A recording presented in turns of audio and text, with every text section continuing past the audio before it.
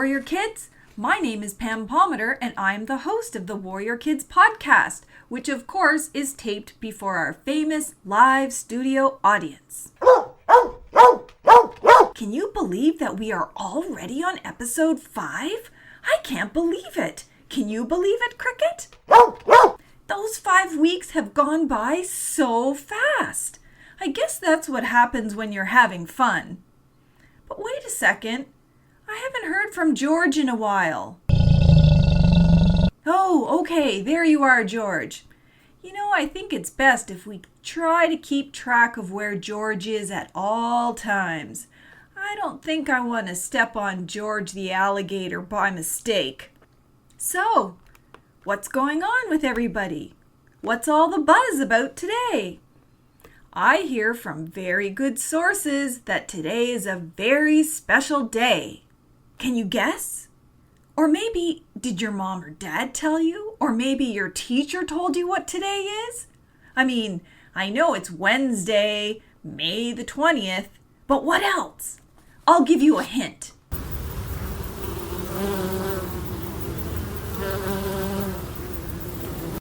That's called Amu. Amu means bee in the Mi'kmaq language. Amu. Today is World Bee Day. That's right. Today, people all over the world celebrate those cute, buzzing bumblebees. Do you know why? It's because they have a very important job. They pollinate all of the world's flowers and even our food. And I am so excited that it is World Bee Day today. We're so excited here at Warrior Kids Podcast that we decided to bring you a very special guest for this show. Can you guess who it is?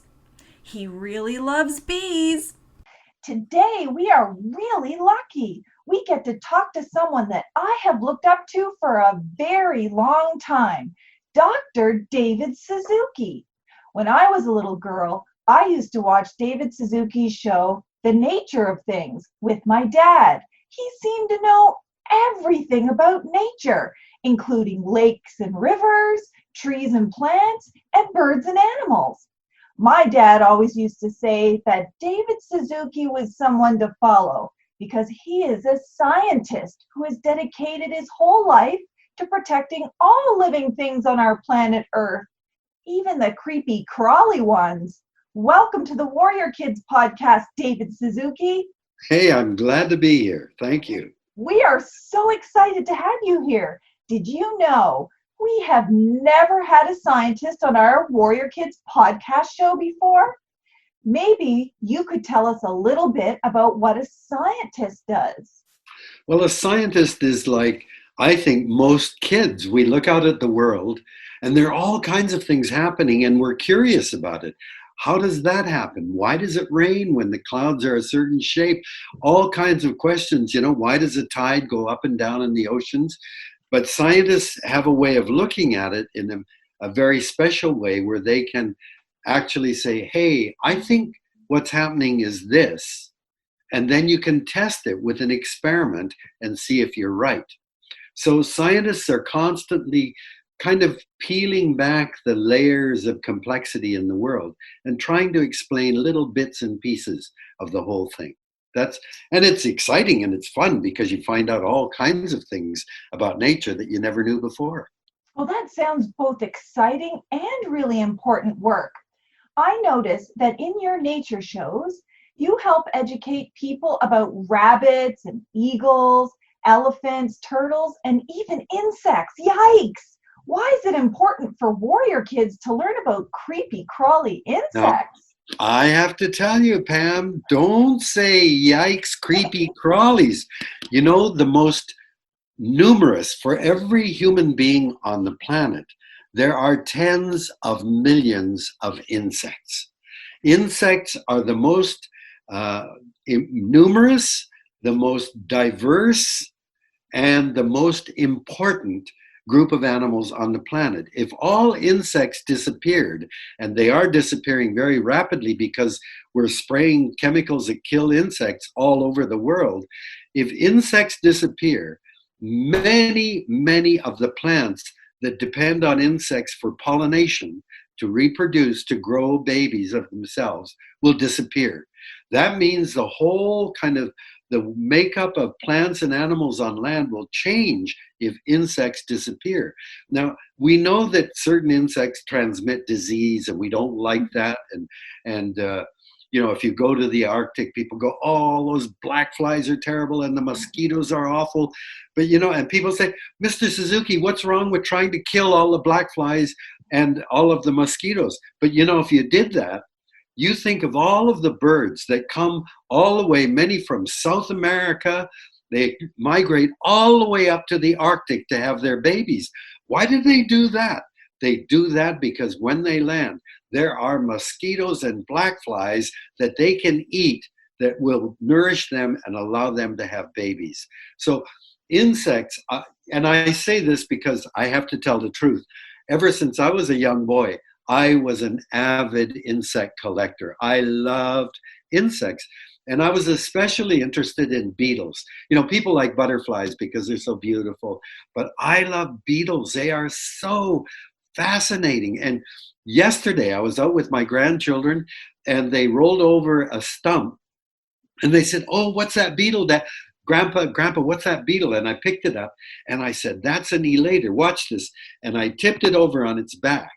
And they cock their head and thorax, they click it back, and then click it, and it jumps into the air and turns right side up. And I'm sure many of your listeners here, probably you've seen something like that. It's really fascinating.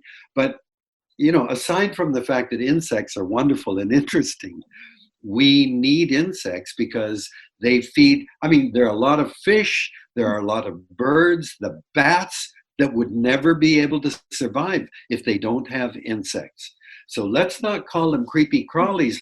They are fascinating creatures that keep the planet healthy and abundant. Well, insects sound really important, and I'm glad you shared that with us. We certainly don't want to do anything to all the flowers and the food for the birds, fish, and animals. Another thing, David, that I really admire about you is that you work alongside Indigenous peoples as an ally and friend to help all of us protect all the living things on Earth. Why is it so important to include Indigenous peoples in your work? I think right now, as we're looking at the state of the world, we need more than anything else the wisdom of Indigenous people. You see, as a scientist, I look at the world and I study it in bits and pieces. And we make discoveries all the time because we don't know anything about how all of this works. We know very, very little. Indigenous people all over the world have come to their place on Earth.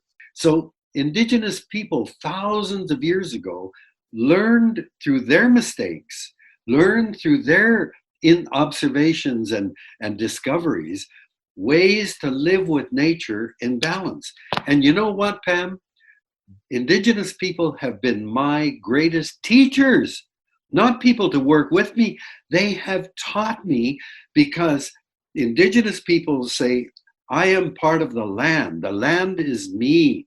The air here, the water here, they all are given to us by Mother Earth, and I am connected.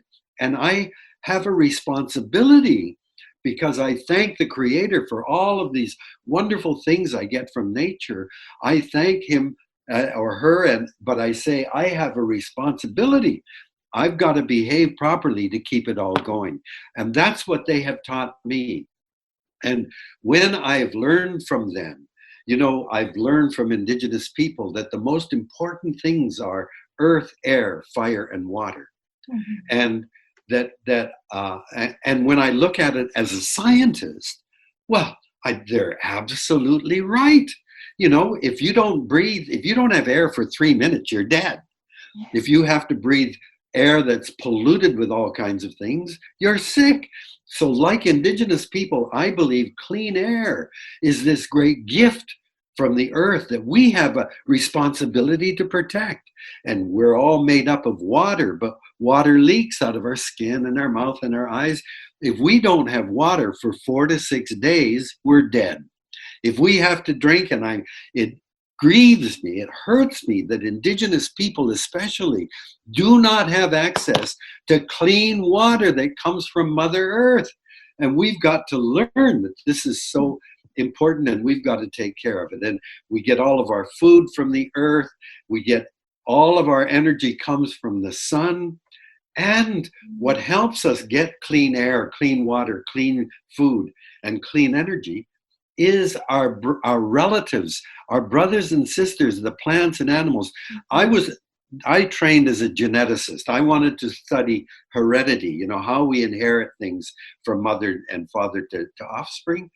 And guess what? Genetics tells us that, in fact, all of the other living things on the planet are our relatives.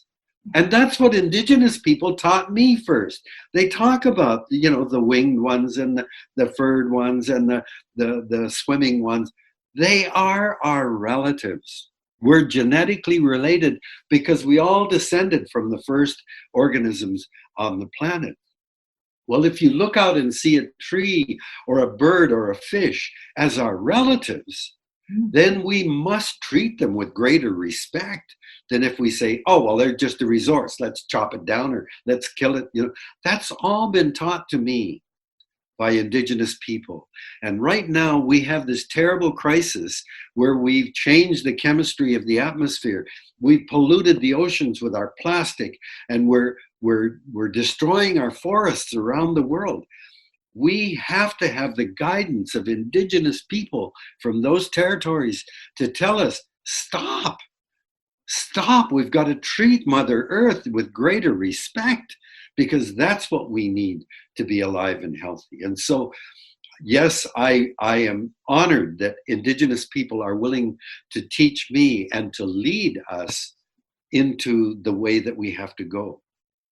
Well, it sounds like you've learned an awful lot from indigenous peoples, and that indigenous peoples are an important part of having a healthy planet. Thanks so much for sharing all that. Now, I know you're really busy trying to save the planet, but before we let you go, is there anything that warrior kids can do to help you and indigenous peoples protect the planet? Of course. And I think most indigenous kids know what I'm going to say now, but we are still totally dependent on nature. Nature gives us the things that matter. And that's, again, what I've learned from indigenous people. So I'm so thrilled to be on this show, but I want to tell your listeners, thank you. Thank you for being warriors. And the best things you can do right now are to listen to your grandma and your grandpa, listen to the elders, teach you about your place on earth, and then fight like mad to help your mom and dad get back the right to take care of the land. And all over Canada now, there are battles going on. There are battles of indigenous people getting the right to protect their land. And we've got to try to help them because they're the only ones that know really how to live over long periods of time in a sustainable way. So please, I am thrilled to talk to warriors. You are the hope for the future. Thank you very much. Thank you so much, David Suzuki. You're a warrior scientist in my mind, and you've helped inspire all of these warrior kids to make sure that we save the planet. Thank you so much for being here. I know we learned a lot today, and now it's time to put that education into action. Bye, David Suzuki. See you again soon. See ya. Thanks for having me. Wow, I still can't believe that we actually had Dr. David Suzuki on our Warrior Kids podcast. He is one of the most amazing warrior scientists that I know. He taught us a lot today, but there's two things that really stand out to me that's super important. One is that Indigenous peoples helped teach David Suzuki how to be a warrior scientist and protect the planet. I know I've learned a lot from David Suzuki about all things science and nature. I really like how we can all learn from one another. The other thing I learned from him is that insects are all really important for humans, plants, animals, birds, and fish, even the really annoying or creepy insects. I never realized that our whole planet depends on insects and we can't live without them. What I'll do is I'll post some links to David Suzuki's website where you can watch some more nature shows. I'll also post a link to the World Bee Day website so you can learn more about bees. Thank you all for listening, and I hope you send me your artwork and stories so that I can start decorating our Warrior Kids website. You can check us out online at www.warriorkidspodcast.com. Till next time, later Gators!